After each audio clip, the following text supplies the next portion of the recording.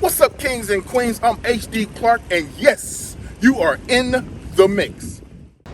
Welcome back to part 2 of our Key West adventure.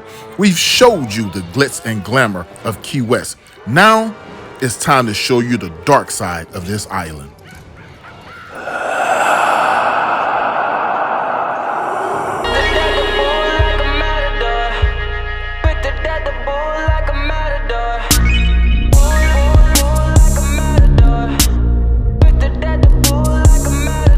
Cap and a stem, catch a wave on us.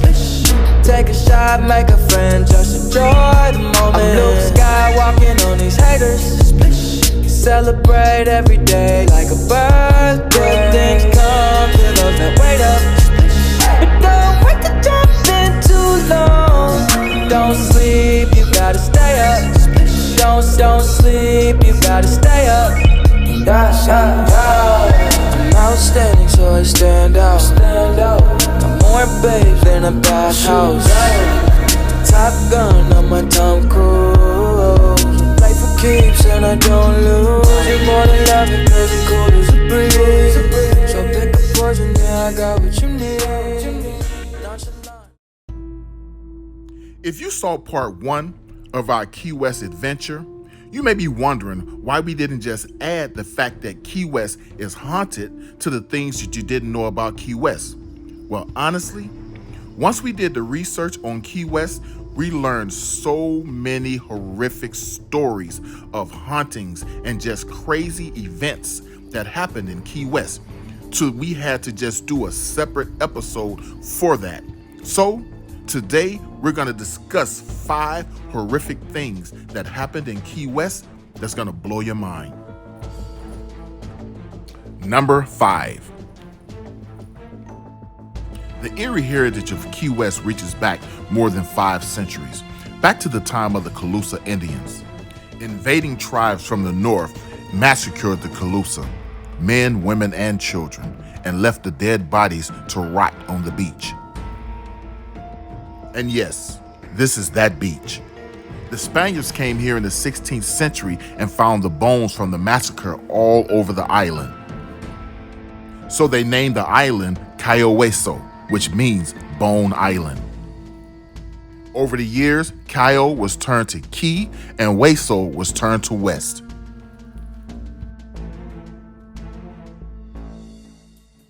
Number 4. Captain Tony's is the oldest saloon in the whole state of Florida, and it has a tree growing through the ceiling. This tree was used for executions. This saloon, formerly known as Sloppy Joe's, served as many things at once, including an ice house and the city morgue. Legend has it that Captain Tony's is haunted by more than one ghost. After all, there were several pirates hung from the very tree that still sits in Captain Tony's. However, there was a woman also hung from that very tree, a woman that killed her husband and 2 sons, and then chopped the bodies up and fed them to the animals. And years ago, when a major hurricane hit the island, all the bodies that were stored in Captain Tony's were washed away and lost except for one.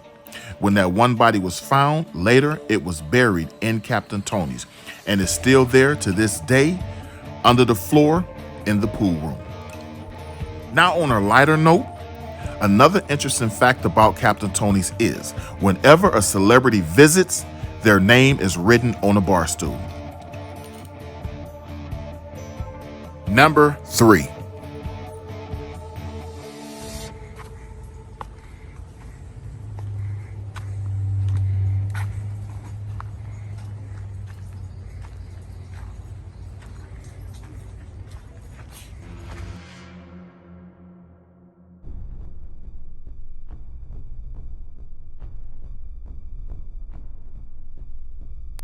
The construction of Fort Zachary Taylor began in 1845 and took about 20 years.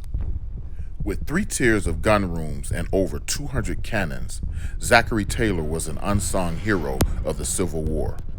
However, during the Civil War, more soldiers died from the yellow fever than the actual war. And these are the lost souls that still wander the halls of Fort Zachary Taylor. Countless men and women lost their lives at this fort, soldiers and their nurses. Even I saw things that I couldn't explain when I look back over this footage. So I want you to watch as I walk through these halls, and you tell me if you see what I saw. You be the judge.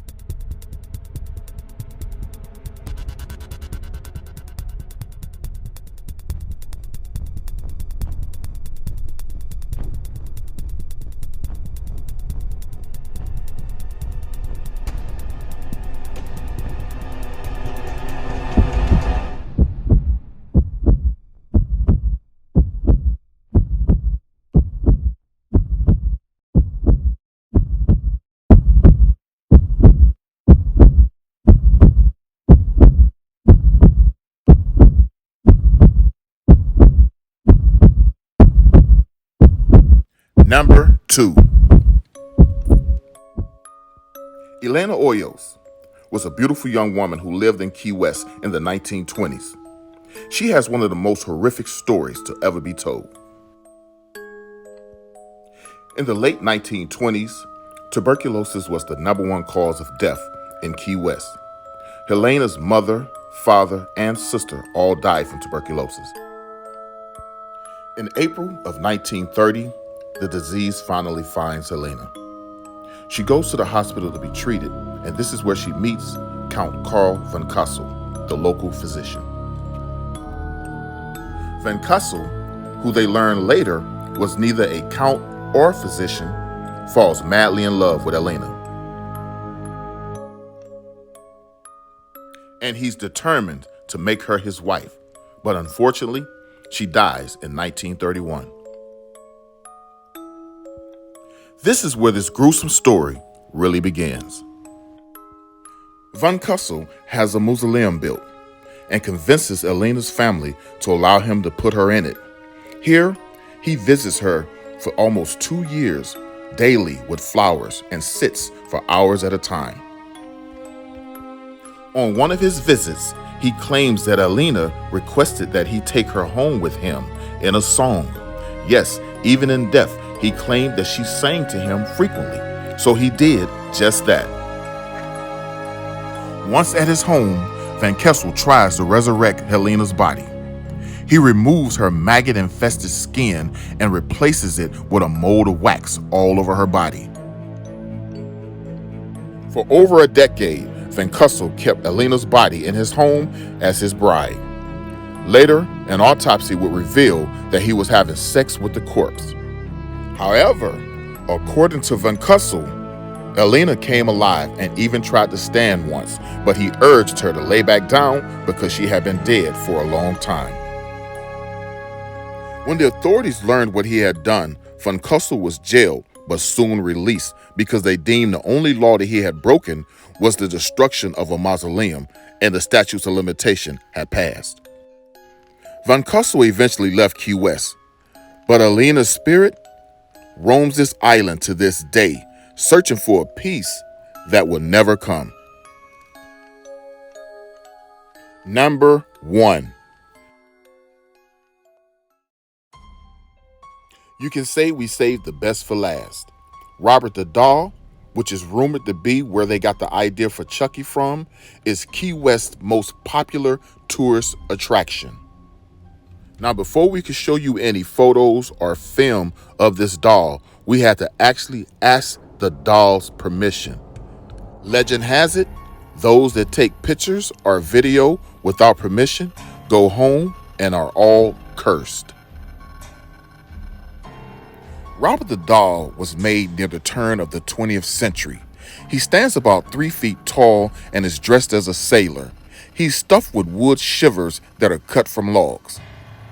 A little boy named Robert Eugene Otto was gifted the doll in 1906.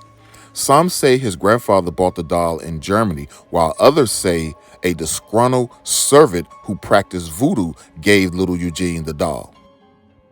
And since his name was Robert Eugene, but everyone called him Eugene or Gene, he named his doll Robert.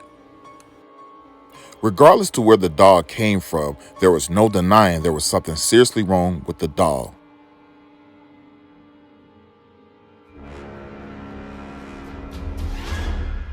Family members claimed that they would hear two voices when Eugene would be playing with the doll in another room, only to go in the room and learn that it was just Eugene and the doll. In addition, visitors to the home would say the doll's facial expressions would change. And also the neighbors would swear they saw the doll move from window to window. It was the night when Eugene's parents were awakened by his horrific screams where they realized there was definitely a problem. They rushed to his room only to find all the furniture thrown about and out of place, and when they asked him what happened, he said Robert did it. When Eugene grew up, he became an artist. His home was actually called the Art House. However, when he died in 1974, a woman named Myrtle Roeder bought the house. The doll was still in the house in the attic. To this day, she claimed that she would hear footsteps, voices, and laughter coming from the attic. When she eventually sold the house, she gave the doll to the museum. She told the staff that the doll was possessed and moved about in her home on its own. To this day, when staff members tell visitors the history of the doll, it's like the doll is listening and the facial expressions will change. You can see Robert the Doll yourself at the East Martello Museum in Key West. But remember, before you take any pictures or any video, make sure you get permission from Robert. And if you've been to Key West or any other haunted location, comment below. Give us some examples of some other spots to go to. And once again, this has been another episode of In the Mix. I'd like to thank you for watching. And until next time, God bless and peace.